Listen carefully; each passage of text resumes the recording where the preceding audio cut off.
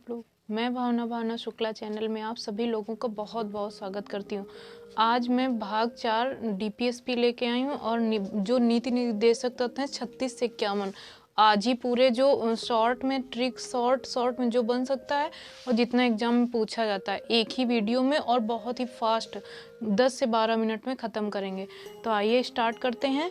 भारत के राज्य के नीति निर्देशक तत्व, ठीक है। तो राज्य के नीति निर्देशक तो जो तत्व हैं वो किस में हैं, भाग 4 में दिए गए हैं और आर्टिकल कहाँ से है, 36 से 51, ठीक है। नीति निर्देशक तत्व तो डीपीएसपी भी बोला जाता है और ये पहली बात ये लिए कहाँ से गए, आयरलैंड से। तो अब आ जाते हैं भाग 4 में 36 से 51 हमको पढ़ना है। तो ठीक है, आर्टिकल 36 क्या कहता है, सामाजिक आर्थिक और लोकतंत्र की स्थापना। मतलब लोकतंत्र मीन्स होता है समानता, जो समाज में समानता, आर्थिक रूप से समानता, उसकी स्थापना करना किसकी, कौन कहता है, आर्टिकल 36 कहता है। आर्टिकल 37 क्या कहता है, न्याय, जो ये नीति निर्देशक तत्व हैं ये न्यायालय में इनको तुम लेके नहीं जा सकते हो। जैसे अभी तक था 12 से 35 था तो हम लोग सुप्रीम कोर्ट जाते थे जिसमें 5 तरह की रिट आती थी। इनको हम लोग न्यायालय नहीं जा सकते। हमारे साथ हो रहा तो ठीक है, नहीं हो रहा तो हम लोग कुछ नहीं कर सकते। तो 37 के अनुसार क्या है, हम लोग न्यायालय नहीं जा सकते। आर्टिकल 38 कहता है तो डीपीएसपी के माध्यम से लोक कल्याण किया जा सके।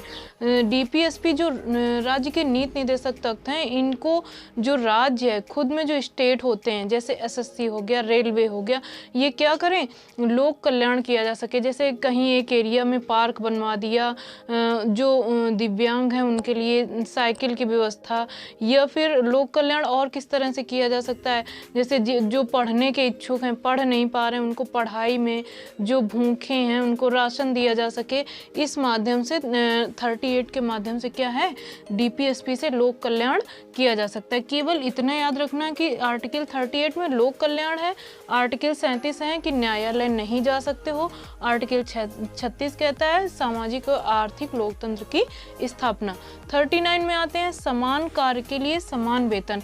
समान, जो गवर्नमेंट सेक्टर हैं, ये प्राइवेट सेक्टर के लिए लागू नहीं है, लेकिन जो बड़ी बड़ी कंपनियां प्राइवेट सेक्टर में भी होती हैं वो भी इसको मानती हैं। तो समान कार्य के लिए समान वेतन मतलब मेल और फीमेल में कोई भी अंतर नहीं होना चाहिए। जैसे कि अभी है गवर्नमेंट सेक्टर में, अगर फीमेल वही जॉब कर रही, वही मेल जॉब कर रहा है, तो क्या मिलता है, उनको जो वेतन दिया जाता है वो बराबर दिया जाता है।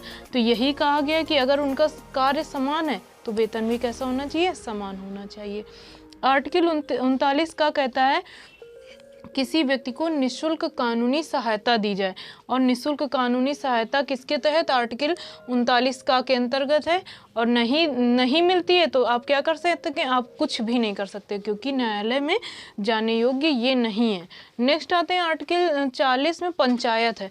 अब पंचायत क्या है, केवल पंचायत का जो गठन होता है, यही क्वेश्चन आ जाता है कि पंचायतों का गठन किस आर्टिकल में है। केवल शॉर्ट में याद रखना है कि पंचायतों का गठन आर्टिकल 40 में।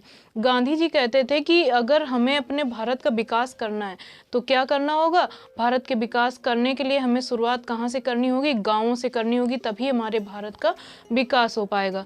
तो ये हो गया आर्टिकल 40। अब इसमें क्या हुआ कि जो ये डीपीएसपी हैं ये तो न्यायालय में वाद योग्य नहीं है, कोई प्रॉब्लम होती है तो क्या होगा, कुछ नहीं हो सकता।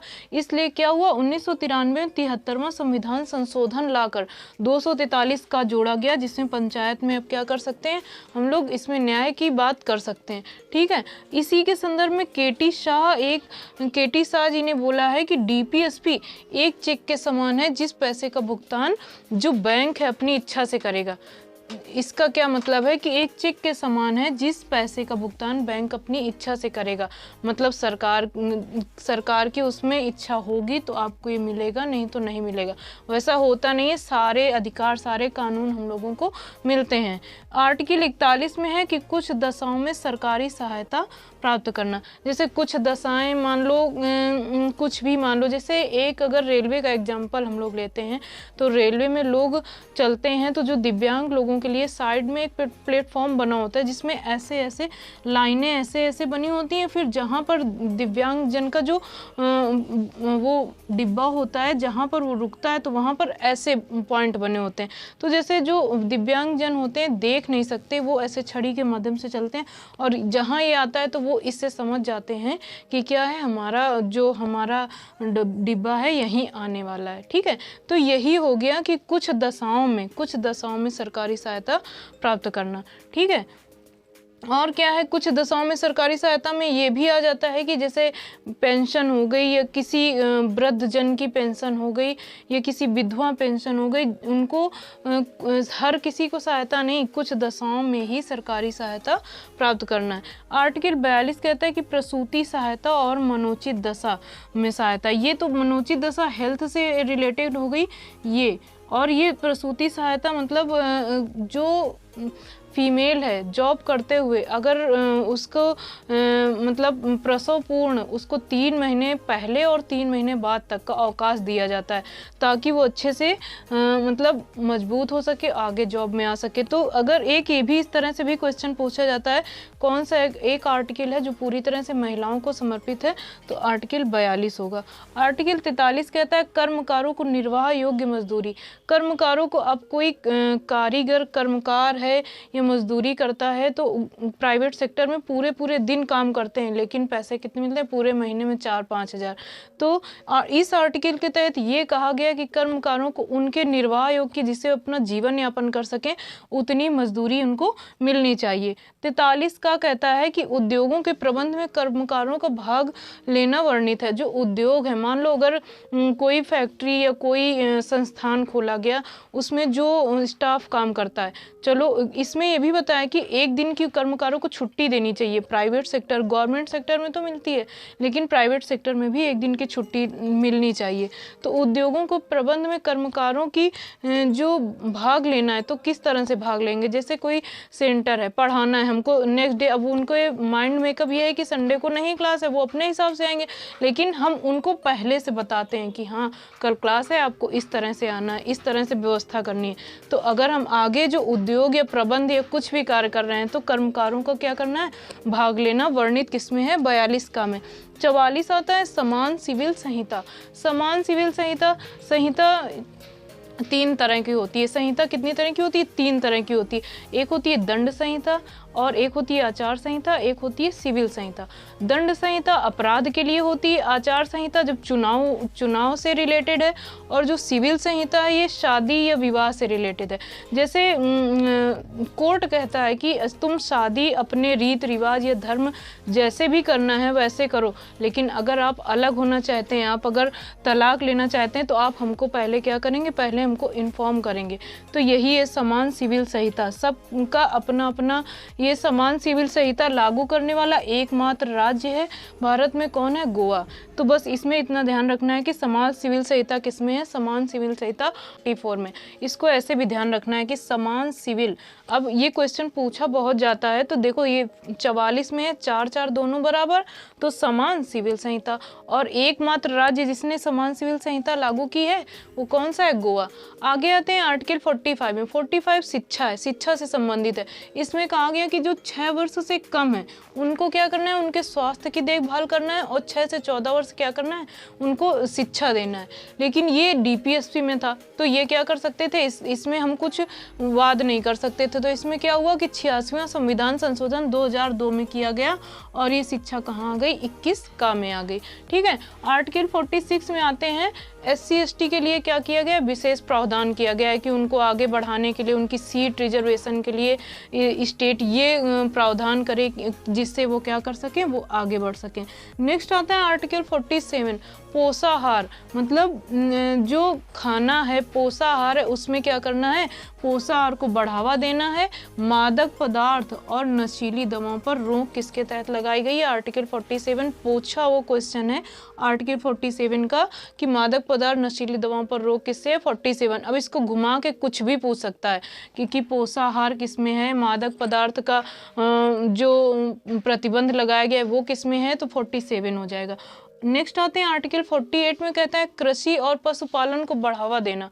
कृषि को बढ़ावा देने के लिए जैसे किसान हैं, जैसे बिजली का ही मान लो तो जो कमर्शियल होता है वहाँ लाइट ज़्यादा महंगी और शहरी एरिया में उससे थोड़ी कम, और जब गांव में होते हैं जो किसान होते हैं वहाँ पर लाइट उससे थोड़ी कम रेट पे होती है।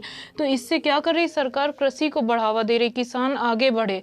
पशुपालन को बढ़ावा देने के लिए लोन लेना है, जैसे नाबार्ड जैसी जो संस्था होती है, मैंने शॉर्ट में बनाया नाबार्ड को, तो नाबार्ड जैसी जो संस्था होती है उनसे लोन लेके पशुओं को लेकर उनका पालन करके दूध बेचकर लोग पशुओं का पशुपालन भी करेंगे और अपना व्यवसाय भी आगे बढ़ाएंगे।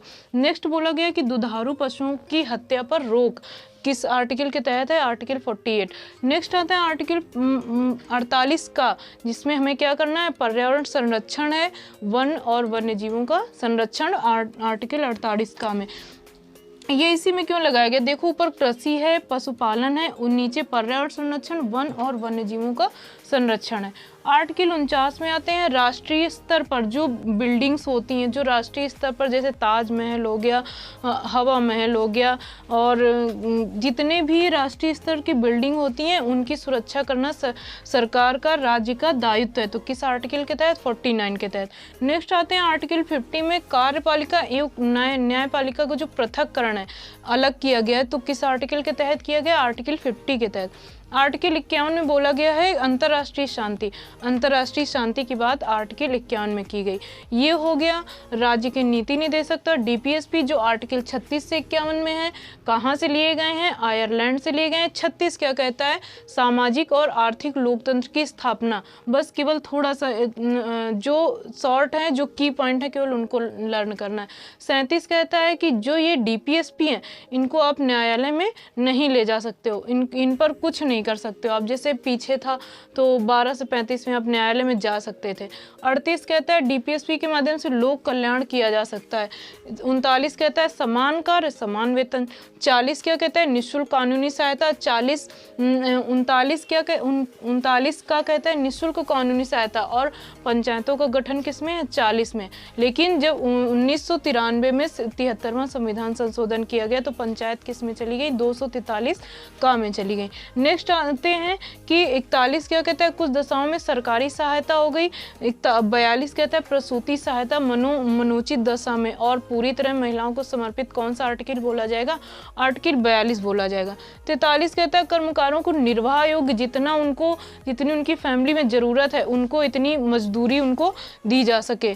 तो 43 का कहता है उद्योगों का प्रबंध करना है, तो आप उनको कर्मकारों को उसमें शामिल कीजिए। इसका वर्णन 43 का में दिया गया। समान सिविल संहिता आर्टिकल 44 में दी गई। समान सिविल संहिता को लागू करने वाला एकमात्र राज्य कौन सा है, गोवा है। 45 कहता है शिक्षा से संबंधित है, जो 6 वर्ष से कम बच्चे हैं उनके स्वास्थ्य के लिए, और 6 से 14 वर्ष जो हैं उनको क्या करना है, उनको शिक्षा के लिए बात की गई। लेकिन ये किसमें, 86वां संविधान संशोधन जब 2002 में किया जाता है तो ये किसमें चला जाता है, 21 का में चला जाता है। नेक्स्ट आता है 46 जो SC ST के लिए विशेष प्रावधान, आर्टिकल 46 हो गया। 47 कहता है पोषाहार मादक पदार्थ और नशीली, पोषाहार को बढ़ावा देना, मादक पदार्थ और नशीली दवाओं पर रोक की गई। आर्टिकल 48 कहता है कृषि और पशुपालन को बढ़ावा देना और जो दुधारू पशु होते हैं उनकी हत्या पर रोक लगाई गई। आर्टिकल 48 का कहता है कि पर्यावरण संरक्षण वन एवं वन्यजीव संरक्षण पर के लिए आर्टिकल 48 का तो पर्यावरण संरक्षण, केवल यही क्वेश्चन पूछा जाता है पर्यावरण संरक्षण के कौन सा आर्टिकल है, तो 48 का हो गया। 49 कहता है राष्ट्रीय स्तर की जो इमारतें हैं, जितनी भी इमारतें बनी हुई, जितने पुराने महल बने, उनकी जो सुरक्षा की जिम्मेदारी किसकी है, राज्य की है। आर्टिकल 50 कहता है कार्यपालिका एवं न्यायपालिका का पृथक्करण है। और आर्टिकल 51 कहता है अंतर्राष्ट्रीय शांति व्यवस्था। ये हो गए राज्य के नीति निर्देशक तक भाग 4 पूरा आज फिनिश हुआ। और इतनी जल्दी 1 से 2 बार आप लोग सुनेंगे, तुरंत तैयार हो जाएगा। कहीं भी अगर कुछ भी कमी हो तो कमेंट करके ज़रूर बताइएगा। अगर चैनल को सब्सक्राइब ना किया हो, चैनल पर नए हो तो चैनल को सब्सक्राइब जरूर कीजिएगा। लाइक शेयर सब्सक्राइब कीजिए और इतना टाइम देने के लिए। और कुछ भी अगर आपको लग रहा हो कि ये गलत है तो नीचे कमेंट करके ज़रूर बताइएगा। वीडियो को देखने के लिए, इतना समय देने के लिए थैंक यू फॉर वॉचिंग।